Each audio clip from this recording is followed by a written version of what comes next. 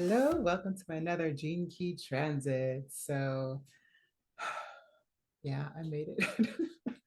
This is a 12 at 12. There's just a lot of energy happening. I thought it was just me yesterday. I was like, I feel weird. I don't know. It's not physical. I don't know what's going on. Didn't occur to me to maybe check in energetically and see what was going on. Um, Honestly, it was one of those days in which you're navigating energetically, and but you don't go to you know the spiritual tools, so to speak, as far as full on meditation or all that kind of thing. So I was thinking, oh, if I just let my energy direct my day, that should be enough. And then I found out what's actually going on today. So it's amazing how our bodies are so attuned to what's already happening, and it's just a matter of us not just not just not discounting what's going on with us, but because there should be nothing wrong, and I should be fine, and I'll be fine later if I'm not fine right now.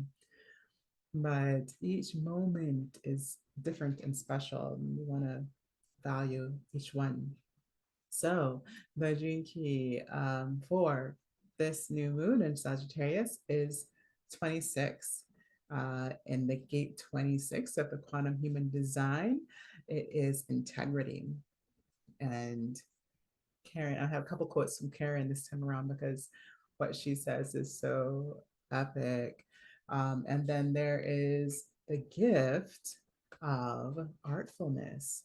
So I find this a really interesting choice of word for the gene key. It makes all the sense in the world, and it also is a little triggering. It's hitting my artist button a little bit.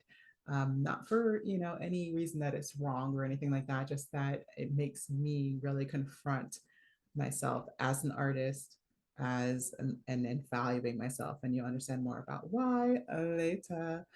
So this is actually the gate that connects back to the spleen. So will to spleen, the will center to the spleen center. So we're talking about the will of man here. And what I love is that Richard Wright is talking about how it is part of the ring of light. So the codon ring it's part of. And that codon ring is literally the DNA, part of the DNA structure that allows us to turn light into us, okay? And how we perceive. So it is really interesting. I got a quote from him too. I've got so many quotes this time because they were just like spot on. And this is one of those that it's really easy to miss the mark. I am probably missing the mark a little bit just by bringing up it solely as, not solely, but with the intention of applying business, right? And it's so, because our value, ourselves, our light is in such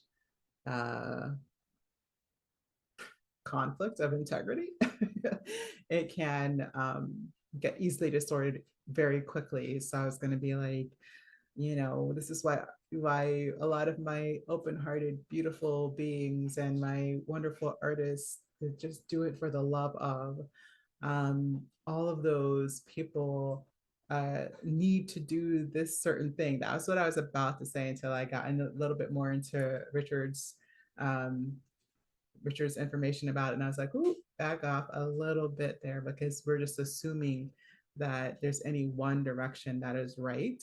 If we are saying there's one way to value ourselves, I'm talking about things before we even get to them. So let me back up a lot. So I've heard a webinar from Karen Curry Parker called this the gate of sales, right? And I totally get it. It's actually part of the energetic diagram of the human design for business. And it is part of that, like why we bring things to the market. And um, and that is the channel partner. The channel partner is Wait, that's 45. Let me make sure. 44. Haha. The programming partner is 45. The channel completion is 44. So that 44 is the marketplace, is coming together in a center, gathering to feed the whole, giving what people need to be resourced in a place we come together. And the I Ching, it's coming to greet is the standard naming. So yeah, so it's that place coming to greet where we all get together and get what we need. That 44, the city is communion, right? So it is, we're all resourced, we're all fed, right?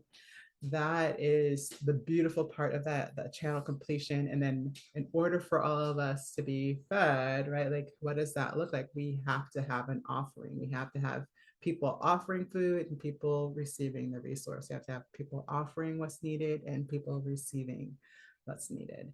And so that offering, I'm already, I'm kind of prefacing what my suggestions will be for this. This is not going to be super long. This is really obvious once you get it, right? And I just haven't spoken enough about it. But basically, if you think about it as sales, it will give you a sort of a glimpse, but then think also of all the things that are convoluted about our money, how we value ourselves and others, all this kind of thing, and how far and how deep that goes for most of us and the trauma behind it. And you can see how this can get really weird really quickly, because the gift and the gene keys is artfulness, right? So the shadow is pride. So it's this journey of between the two of these, right? It's this journey of truly valuing who we are with integrity, and sharing who we are with our integrity, and the capacity for shining. That's how I think of it, how we transmute light. So that's one of my quotes. Okay, we're going to get into it in the quotes because they really speak for itself. Let's start with Karen's. To learn to value your right place and your value enough to act as if you are precious. So this is the high work of this from her book. To heal past traumas and elevate your self-worth. So if any trauma is making you feel like you are not as worthy as you are, right? To heal that is part of the work of this energy. To trust in divine support enough to do the right thing. So not seeking resource out of desperation. And to nurture yourself so that you have more to give. It's just so much. It's like a culmination of everything that's been happening this year. I know I keep saying that, but it keeps happening. Like the universe is setting us up for success if we take on the learnings, right? And this is one of the reasons I like astrology. If you are accepting the assignments, processing them through your experiences, then you are less likely to feel like brutal impacts from the energy teaching you from external experiences from other people. That's one of the reasons people do this work, right? And then if you're trying to avoid life happening, then it may not be as useful because we just run our own perceptions through the material, right? So you just want to, this is why I do my work, is come back to center so that we're not leaning on external definitions for our own confidence and moving forward and choosing what we want to do and aligning to resource, right? Anyways, I feel like I'm saying a lot and I'm not getting to the point. But that is like, it's all the things, right? It's how are we doing the work so that we are recognizing the immense power that it is to be a human being, and that we are recognizing others' potential for power so we can help them fulfill that, right? Anyways, I get super excited about this as an energy, because it is in a lot of ways the driver of my work. How can we value each other more completely? It's huge to me. Okay. The unbalanced expression that Karen Curry mentions about this energy looks like to compromise your integrity because you're afraid that you can't afford to fulfill your right place. I had a few messages about this year, how we are, um, in so many ways, have been told what's our place. And we think if we stay in the place people tell us to stay, then we are in the right place. But our right place is where we be, wherever we be is the right place. So I think this is most for people that have had experiences in their life of being marginalized. This is a huge, huge thing to work on. If it's come up for you over 1212, which a lot of people are calling a portal. So hopefully you're already running across this information and you have your healing astrologers that are leading you to these right ways of processing the energy, right? Because this energy that's going to be speaking to you to address the trauma that's leaving you out of integrity, and that lack of integrity not helping you be resourced and or share your resources so that others may be fulfilling more of their potential, right? It's big, and I think that's true for everybody. We all have trauma, but I think a lot of us that have been marginalized have been raised in ways that have made it part of our identity to be out of place, right? So it takes a little more work if you've been told most of your life that you know children are children are to be seen and not heard, right? Depends on the cultures that we grow up with, right? Or a woman's place is in the kitchen. Even when we were fighting against these things, if you're fighting it, it's part of your identity. It's part of, well, I have to fight what they say I am, right? Um, and then obviously, people of color. They've told you there are places for you to be and places for you not to be. And when you're in a place that looks like one of those places not to be, all of a sudden the imposter syndrome or the I don't belong here, and how do I prove to my value in that space, instead of how do I my integrity with my self-worth, with such clarity it cannot be questioned. There's a difference between the two, right? And so what does it look like for you to face that trauma, to see if there's any place that you're out of integrity in order to avoid that confrontation of society, of training, of from belonging to the family, to society, to culture. It's a lot, right? So like, I know it's not really about this, but the other part's pretty short. It's going to tell you really quickly where you can look if you still have this work to do. Um, so Bami Spirit, I love her. She spoke about the new moon, and she has a lot of information. If you want to go deeper into how to address these things, how they're coming up, she's talking about a 4-year process from 2019, because in 2019 there was a new moon in Gemini on December 12th. Is it new moon or full moon? One of them. One of them on December 12th, 2019. In case you feel a little time warpy, it's now 2023, right? And I don't blame you. Okay. Um, if you reflect back to that point, what she's saying is that it's going to give you a sense of essentially the energetic contract you entered in to clean up this idea And to me, that it went straight to the heart of the matter. What's been my work? I know exactly what my work's been. It's been in my second house, right? For those who know, that's Taurus. For those who know, that's value, money, integrity. That's why it's hitting me so hard, right? So for those of us who've had that experience of what that energy feels like, where are we now? Where are we now? Where are we now? So that house was where not Pluto.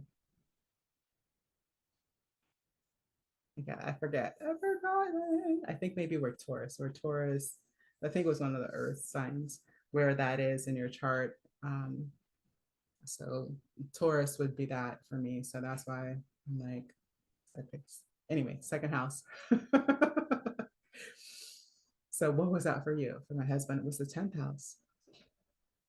Like, what were the things that kind of you were like, okay, I'm moving forward in this way, no matter how it looks, took on an assignment and like it shifted your life in this way. But have you had to re-experience over and over again, even though you probably, if you're doing the work, have gotten the lesson by now. Anyways, I thought it was important to mention. If you want to hear more about that, find Bomi, Bomi Spirit on YouTube.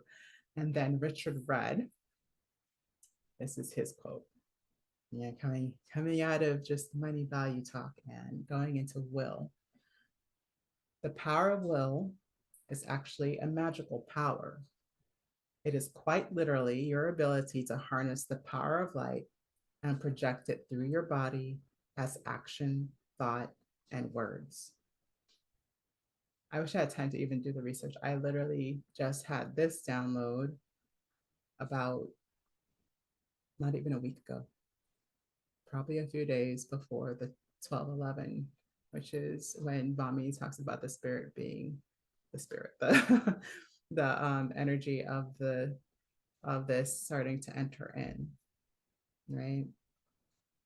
So it's like this idea essentially that we are light.